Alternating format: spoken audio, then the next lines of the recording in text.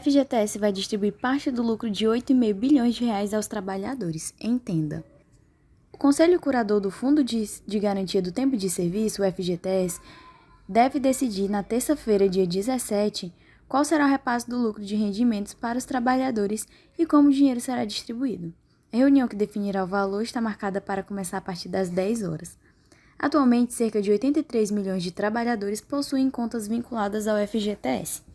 Em 2020, o FGTS registrou lucro líquido de 8,5 bilhões de reais, o que representou uma queda de 24,7% na comparação com 2019. A distribuição de parte dos lucros do FGTS aos trabalhadores é feita desde 2017, o que melhora o rendimento dos recursos depositados no fundo. Segundo a Caixa Econômica Federal, a distribuição será feita mediante crédito nas contas vinculadas de titularidade dos trabalhadores até 31 de agosto de 2021. O dinheiro é distribuído de forma proporcional ao saldo das contas vinculadas. No ano passado foram repassados 7,5 bilhões de reais aos trabalhadores, valor equivalente a 66,2% do lucro do FGTS em 2019. Se a mesma média do ano passado for mantida, o valor da distribuição em 2021 passaria de 5,6 bilhões de reais. Vale lembrar que o recebimento de parte dos lucros não muda em nada as regras para retirar o dinheiro do FGTS. Os saques só podem ser feitos mediante condições específicas, como compra da casa própria ou na aposentadoria. Enquanto o FGTS não é retirado pelo trabalhador, fica depositado na Caixa e é usado em programas de habitação, por exemplo. O Fundo de Garantia do Tempo de Serviço foi criado com o objetivo de proteger o trabalhador demitido sem justa causa, mediante a abertura de uma conta vinculada ao contrato de trabalho. Assim, o trabalhador pode ter mais de uma conta de FGTS, incluindo a do emprego atual e dos anteriores. Até o 7º dia de cada mês, os empregadores devem depositar em contas abertas na Caixa Econômica Federal, em nome dos empregados, o valor correspondente a 8% do salário de cada funcionário. Quando a data não cair em dia útil, o recolhimento deve ser antecipado para o dia útil imediatamente anterior. Se o empregador depositar após o vencimento, o valor deve receber juros e correção monetária. Para os contratos de trabalho de aprendizagem, o percentual é reduzido para 2%. No caso de trabalhador doméstico, o recolhimento é correspondente a 11,2%, sendo 8% a título de depósito mensal e 3,2% a título de antecipação do recolhimento rescisório. O FGTS é pago sobre salários, abonos adicionais, gorjetas, aviso prévio, comissões e 13º salário. Esses depósitos mensais pertencem aos empregados, que em situações específicas podem sacar o total. O FGTS não é descontado do salário, pois é uma obrigação do empregador. Quem tem direito? Trabalhadores regidos pela CLT, trabalhadores rurais, empregados domésticos, temporários, avulsos, safreiros e atletas profissionais. Quando o saque é permitido? Da demissão sem justa causa, no término do contrato por prazo determinado, na rescisão do contrato por extinção total da empresa, supressão de parte de suas atividades, fechamento de quaisquer de seus estabelecimentos, filiais ou agência, falecimento do empregador individual, empregador doméstico ou decretação de nulidade do contrato de trabalho.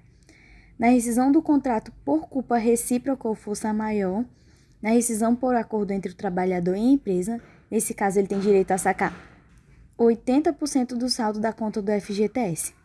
Na aposentadoria, no caso de necessidade pessoal, urgente e grave decorrente de desastre natural causado por chuvas ou inundações que tenham atingido a área de residência do trabalhador, quando a situação de emergência ou estado de calamidade pública for assim reconhecido, por meio de portaria do governo federal. Na suspensão do trabalho avulso por prazo igual ou superior a 90 dias, no falecimento do trabalhador, quando o titular da conta vinculada tiver idade igual ou superior a 70 anos, quando o trabalhador ou seu dependente for portador do vírus HIV, quando o trabalhador ou seu dependente estiver com câncer, quando o trabalhador ou seu dependente estiver em estágio terminal em razão de doença grave, quando o trabalhador permanecer por 3 anos ininterruptos fora do regime do FGTS, com afastamento a partir de 14 de julho de 1900, podendo o saque, neste caso, ser efetuado a partir do mês de aniversário do titular da conta. Quando a conta vinculada permanecer por 3 anos ininterruptos sem créditos de depósitos e o afastamento do trabalhador ter ocorrido até 13 de julho de 1990, para aquisição da casa própria, liquidação ou amortização de dívida ou pagamento de parte das prestações de financiamento habitacional concedido no âmbito do SFH, nesse caso é preciso ter 3 anos sob o regime de FGTS, não ser titular de outro financiamento no âmbito do SFH, não ser proprietário de outro imóvel. Na amortização, liquidação de saldo devedor e pagamento de parte das prestações adquiridas em sistemas imobiliários de consórcio. Rendimento e regras da distribuição do lucro. Por lei, o FGTS tem rendimento de 3% ao ano. Todo dia 10, as contas do FGTS recebem atualização monetária mensal, com base na taxa referencial. Desde 2017, os trabalhadores recebem parte do lucro do Fundo de Garantia, que resultam dos juros cobrados de empréstimos a projetos de infraestrutura, saneamento e crédito da casa própria. O dinheiro é creditado sobre o saldo existente no dia 31 de dezembro de todas as contas ativas e inativas e é pago até o dia 31 de agosto do ano seguinte. Em 2017 e 2018, a distribuição dos lucros fez com que a rentabilidade do FGTS ficasse acima da inflação, mas abaixo dos ganhos da caderneta de poupança. Até 2018, o percentual de distribuição dos resultados do FGTS estava fixado em 50% do lucro líquido do exercício anterior. Em 2019, o percentual chegou a ser elevado para 100%. Entretanto, o presidente Jair Bolsonaro vetou a mudança e retirou o limite percentual de até 50%, que agora é decidido a cada ano pelo Conselho Curador do FGTS. O rendimento referente a 2019, distribuído no ano passado, foi de 4,9%. Na prática, o trabalhador teve depositado em sua conta no fundo R$ 1,90 para cada R$ 100 que ele tinha de saldo no dia 31 de dezembro de 2019. A matéria foi publicada pelo G1 Economia no dia 16 de agosto de 2021. Muito obrigado por assistir até aqui e até a próxima.